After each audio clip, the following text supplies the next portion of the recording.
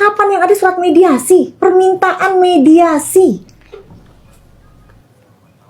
Iya, yang 12 tahun aja ya mau didatengin wartawan. Itu nanti Polda Metro Jaya tak minta preskon loh. Enak aja, keadilannya di mana? Preskon dong Polda Metro Jaya. Sunio TSK 12 tahun.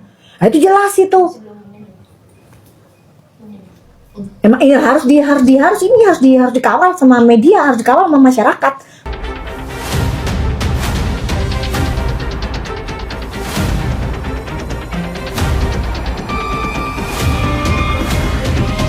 Siapa sangka, sosok yang selama ini dikenal vokal, membongkar dugaan pelanggaran, justru kini berstatus tersangka. Dr. Samira, atau yang lebih dikenal sebagai dokter detektif, resmi ditetapkan sebagai tersangka dalam kasus dugaan pencemaran nama baik terhadap dokter kecantikan Richard Lee, dikutip dari Kompas.com, tanggal 24 Desember tahun 2005, Satreskrim Polres Jakarta Selatan menyatakan, kasus ini telah naik ke tahap penyidikan, setelah terpenuhinya 2 alat bukti yang sah. Perkara ini bermula dari unggahan konten TikTok dokter detektif yang menuding klinik Richard Lee di Palembang tidak memiliki surat izin praktik. Namun, penyidik memastikan bahwa Richard Lee telah mengantongi izin praktik yang berlaku. Wakasat Reskrim Polres Jakarta Selatan menjelaskan, meski telah menjadi tersangka, dokter detektif tidak ditahan karena ancaman hukuman dalam pasal Andang dan ET hanya 2 tahun penjara. Saat ini, polisi telah memeriksa 22 saksi dan akan mempertemukan kedua pihak dalam agenda mediasi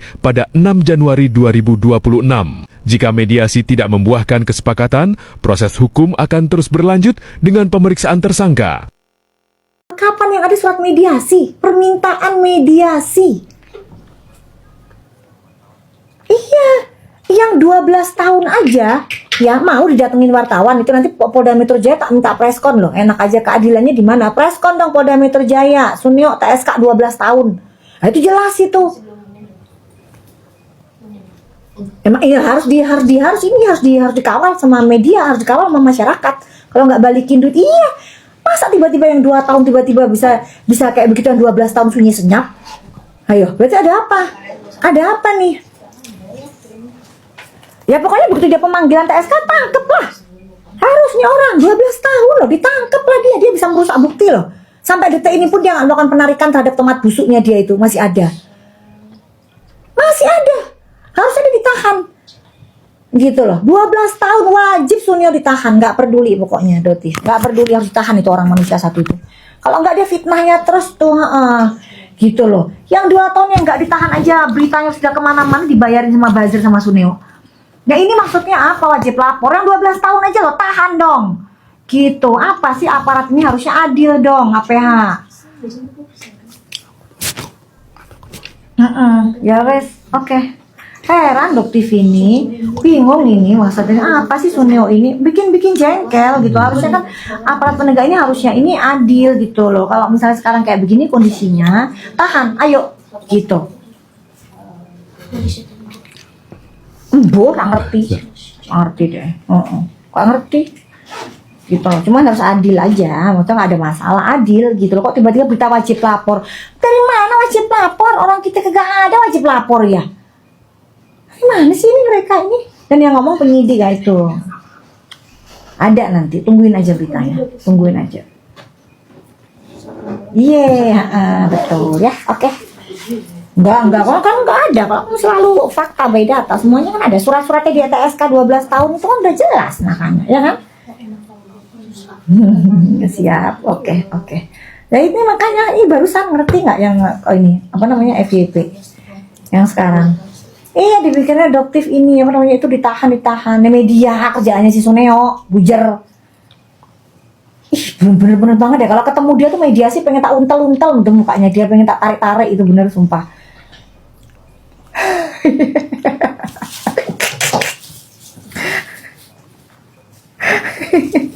Ya kan, bayangin ya Allah kalau ketemu dia pengen tak zikirin aja dia, Allah sabar ya Allah, Dajjal aja sungkem sama dia ya Allah, pengen tak kena antar persekusi enggak ya kan? Oke dah, ya wes, oke ya, ya makasih ya, yang like comment. Tahun ancamannya 2 tahun sama itu tidak. Nah, udah ya guys, udah didengerin ya.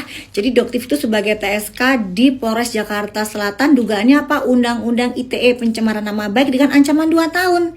Jadi nggak mungkin ditahan. Jadi para haters, mujair jangan ngarep ya, Doktif nggak akan mungkin ditahan. Yang harus kalian selamatkan sekarang adalah penggiringan opini. Bukan penggiringan opini sih, kayaknya fakta yang akan terkuak ya. Pak Wakasat dari Polres Jakarta Selatan, ancamannya Doktif kan 2 tahun nggak ditahan. Nah, DRL ancamannya 12 tahun Pak, ditahan nggak Pak? Jadi untuk para wartawan coba dong ditanyakan di PMJ ya, doorstop namanya ya, atau mungkin dari pihak Humas PMJ ya bisa menjelaskan bahwa terhadap saudara DRL sudah ditetapkan tersangka dengan ancaman 12 tahun. Jadi harusnya ditahan dong. Ya dong, 2 tahun aja bujur-bujur maksa Doktif ditahan. Nggak bisa. Ya, yang 12 tahun itu kemungkinan besar ditahan ya. Jadi yang sudah ngambil uang tomat busuk, ngambil uang DNA salmon itu sebenarnya layak untuk ditahan. Ya. Dan Doktif juga mau sampaikan yang Doktif dapatkan bukan surat wajib lapor Pak Wakasat. Yang Doktif dapatkan adalah surat mediasi. Ya, surat mediasi di tanggal 6 Januari 2026. Ya, yang Doktif dapatkan surat permintaan mediasi. Ya, Doktif nggak tahu apakah Doktif akan hadir atau tidak, itu tergantung bagaimana yang terjadi ke depannya. Kalau misalnya bujur-bujurnya Sunio terus melakukan penggiringan opini menyerang Doktif, tidak akan ada terjadinya mediasi. Doktif akan bongkar bagaimana kebusukan klinik dari DRL yang menjual sekretom tetapi dia jual dengan nama stem cell. Hanya dengan modal kurang lebih 501 juta, dia jual dengan harga 15 juta. Lebih baik kita buka-bukaan saja di pengadilan, ya. Oke ya guys ya, nanti kita ketemu lagi di next VT selanjutnya. Doktif mau lakuin live ya buat yang mau beli produk skincare yang nggak overclaim, nggak overprice dari brand-brand yang lain. Yuk join sekarang di live-nya Doktif. Oke guys ya, bye bye. Salam cerdas penuh Doktif, dokter detektif. See ya. Guys, gue udah lama ngebuka TikTok. Pas gue buka, gue ngeliat Doktif ditetapkan jadi tersangka. Aduh, ini bener-bener deh ya. Gue aneh. Ini memang gue alami sekarang ya. Gue melaporkan seseorang sedang proses. Emang proses hukum tuh lama banget ya. Ini pula terjadi pada Doktif. Tapi gue bangga banget melihat kreatif Doktif terhadap dirinya setelah dijadikan tersangka. Ya, dia santai, dia siap menerima semuanya karena dia tahu dia itu jadi tersangka karena membuka produk-produk skincare yang berbahaya bagi kita semua.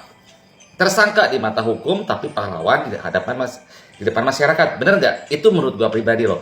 Apapun alasannya, itu yang gue rasakan saat melihat Doktif. Doktif itu mau bagaimanapun pahlawan. Entah itu belakangnya ada apa, gue nggak mau tahu. Tapi berkat Doktif banyak skincare yang terbukti, yang terbuka bahwasanya itu berbahaya. Cuma pertanyaannya nih, kok para mafia skincare yang jelas-jelas salah, orang-orang yang jelas-jelas salah, kok lama ya ditindaklanjuti oleh hukumnya? Ini pun juga terjadi sama gue saat ini loh. Ya, tapi sebagai warga negara yang taat hukum, kita diam, kita silent, tahu-tahu berjalan, biarkan semua itu berjalan. Benar nggak? Tapi pada intinya sih, yang benar akan selalu benar, yang salah akan selalu salah. Apapun manipulasi yang dilakukan, apapun permainan yang dilakukannya. Demikian juga dan Doktif nih ya. Doktif jadi tersangka dia santai. Kenapa coba? Ancamannya paling berapa tahun dia? Dia dengan dengan tuduhan yang menyebabkan dia tersangka. Sedangkan pihak yang melaporkannya itu ancamannya jauh lebih berat daripada Doktif. Ya seperti biasa, pahlawan itu pasti akan mengalah duluan sebelum akhirnya menang. Ya, intinya yang tertawa paling akhir itu yang akan menang. Benar nggak? Apapun mereka sekarang mau bagaimanapun juga. Tapi yang pasti Doktif jadi keren. Semangat terus buat Doktif. Aku tahu walaupun Doktif dijadikan tersangka, bagi saya pribadi dan bagi masyarakat Indonesia, nama Doktif tidak jelek di mata masyarakat. Dan kami akan selalu mendukung Doktif. Oke?